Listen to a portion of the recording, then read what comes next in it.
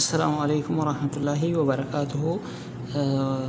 Akkaataa Wi-Fi kamiyyuu paaswordii haakii godhanii argachuu danda'an jechuudha.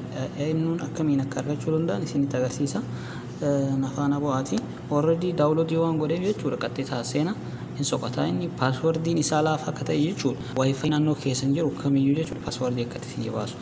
Kun amma show paaswordii jedhama miti gara argachuu hin dandeenyu. Fakkeenyaaf amma asitee tana kun olaala free Wi-Fi intu ni dhufee jira jechuudha. Kawa free jiru inni biyyoon bana waan ta'eef TikTok intu hin dalagan wooti.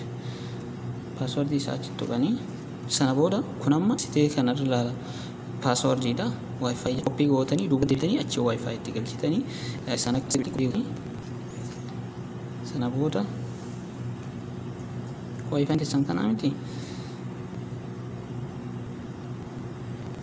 Kunni kita jira kelas already cuma jira omba isal pada kuninam kunille ka password ini sabana jiru mara isa tu jechuudha password qallali ta'e argachuu dandeenya kun ammoo tu password ini isa ka sirriitti jajjabaata ulfaata ta'e hin baasu inni iyyuu kunnin password isaati kun amma knife restaurant ka jedhu kana password isa kana kun ongartanii miti tokko afur tokko torba kudha afur kudha torba jechuudha.